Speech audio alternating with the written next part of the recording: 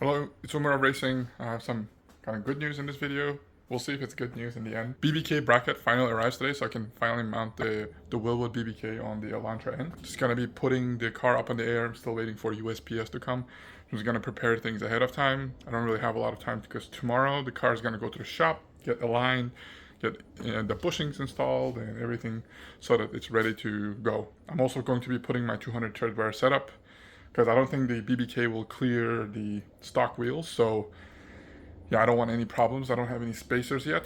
So based on how much space I need, I'm going to be ordering spacers, probably one of those like hub-centric lug nut spacers. That way the stock kind of studs are safe for the most part. And yeah, I think in the future I have plus 38 offset wheels. I might go with like a subtract 15 millimeters from that.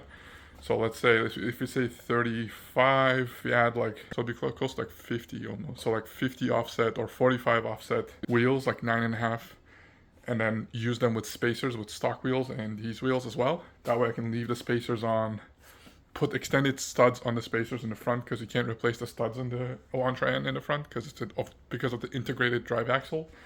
Rear is same as the Veloster N, so it's just need a press to get them out and put them in there. So yeah, so let's get started. I'm just gonna quickly, I don't have a lot of time, I'm not gonna be recording a ton, but I'll just be recording little tidbits of different progress of the installation. So I've taken the stock brakes off for now, took out the brackets, took off the rotor, still waiting for the USPS to drop off the bracket for the BBK, and after that I'm just gonna mount it. I might need to bend the dust shield a little bit. I will keep that on because it protects the lower ball joint and the ABS and a few other things, and also provide some guided air as well. So I'd rather keep those.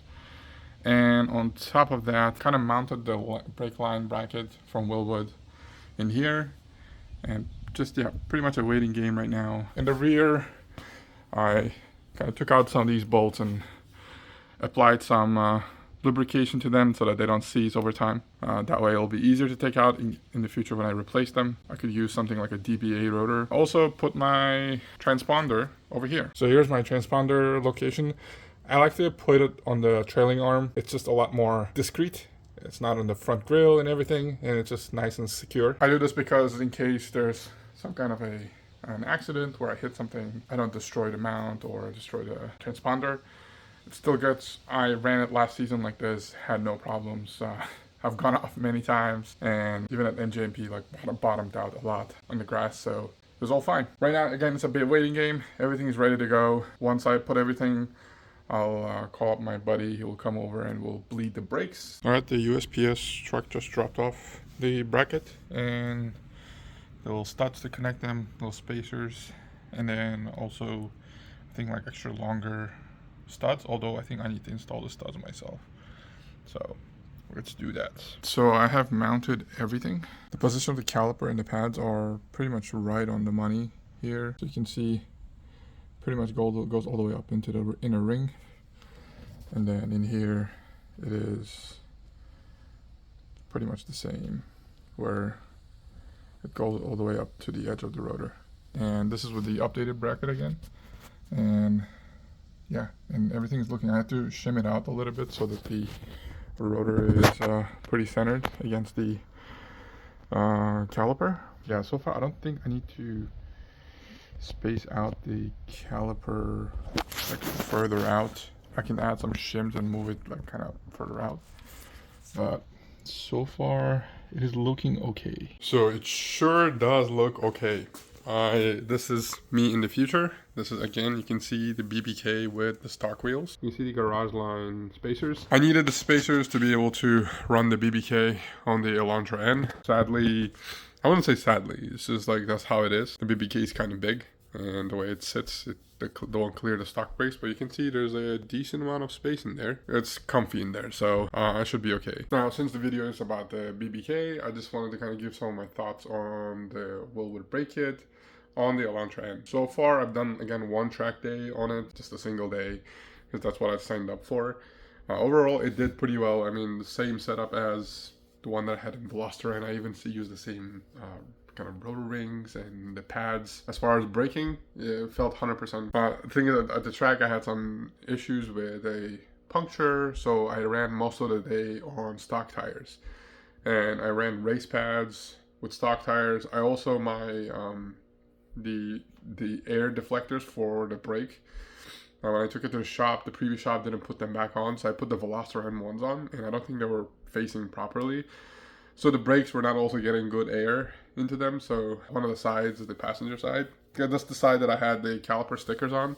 This side doesn't have it on because I took it off. I thought I was going to be able to find the caliper stickers. I had a bunch left over from the Veloster N. I ordered new ones for the season. These stickers are just from the beginning of the season, and the caliper temps have been just kind of going up because the temperature has been going up over the summer. So I can't find it because there's a lot of stuff has changed in my garage, so I'm going to order new ones for kind of 2024 season. Once I put them on, I'm going to have a good idea of the brake temperatures. The calipers did get hot, but I never had any fade, no issues. Everything was consistent. Things worked fine. Again, the rotors are 355 mil, so they're 5 mils smaller diameter than the stock rotors. I have an option to go with a 360 mil rotor from Wilwood. It should be able to fit fine on this kit. I just need to put some shims on the caliper so it sits centered on that rotor ring, but it should work with the rotor hat. So we'll see how it works. So far my rotors are still good. Right now I'm running Hawk ceramic pads on the street, and these pads are awesome. I used to have G-Lock GS1s on the car, and G-Lock GS1s they're just like low torque. They don't have good bite. They're low dust, they're kind of comfortable, but if you're driving with any pace, they do fade. So again, on the street you shouldn't really be doing that, but sometimes it can happen. I didn't feel comfortable with them. There's always that kind of like muted feeling. So the Hawks are awesome. So you can run the Hawk Performance ceramics on the stock calipers as well. They have them. Or you can run the HPS. So I got the ceramic just to try. It was $100. $100 for a set of pads for the front axle, and so far they're great. No noise, good stopping. I haven't really pushed the car to see how it does in case like it overheats, but so far they're better than the GS1. So it's cheaper, better. I'll take it. And since they're ceramics, they shouldn't be corrosive, because Hawks, their race pads are a little bit corrosive. Just to wrap it up a little bit on the Wilwood BBK. Now, do I recommend it? I think it's a great kit, but I want to make sure that I'll do some more events next year. The car is heavier and it's faster than the Veloster N, so I'm hitting higher speed. So I want to see with the stock, I'm gonna take the car back to the shop. They're gonna correct the casters, and the caster bushings were installed incorrectly. So I'm gonna have them put the brake deflectors back on, and then I want to run and get new stickers on, and run an event on 200 tread wear, not run stock tires with race pads, because I feel like that was a recipe for disaster, because my braking distance increased, so it means I'm like braking for much longer. With the 200 tread where I'm like hitting like a much higher peak G-force, and then I'm dropping off and trailing it. With the PS4S, I don't hit as high as a G, and I just kind of keep like a maybe 0.8, 0.9 Gs, and I have to brake longer because I'm still hitting kind of similar top speeds. So once I do like a full-on test with 200 tread wear on like a proper like heavy braking track, then I'm gonna do an updated post, probably updated video. For now, they did great and no problems, but take it with a grain of salt. I don't have like a perfect setup right now, and I just need more testing. I'm also planning to put some brake cooling ducts. Gen Racer sells these overlays for the front bumper. My buddy, he bought them, but he's not going to be using them, so I'm gonna probably buy it off him and then cut it up, put the overlay, and then kind of run the plumbing of all the hoses to the rotor ring and stuff. And as far as the dust shield, I think in the video you saw, I just had to kind of bend or just like push the dust shield a little bit back. I probably need to possibly either cut it or actually bend it so that the dust shield stays flat. That way the air that comes into the rotor is kind of unaffected. But yeah, other than that, I would say so far it's great. I mean, the pedal feel is like much better than stock. That's what I can tell from the kind of the street driving. With a 6-piston brake kit, the more pistons you add, the better kind of brake feel you have. It's not necessarily like stopping distance. There's some idiots on the Facebook groups who think that more pistons means shorter stopping. Don't listen to these dumbasses. It's all about your tires. If you want to like stop sooner on track, put stickier tires. That's it.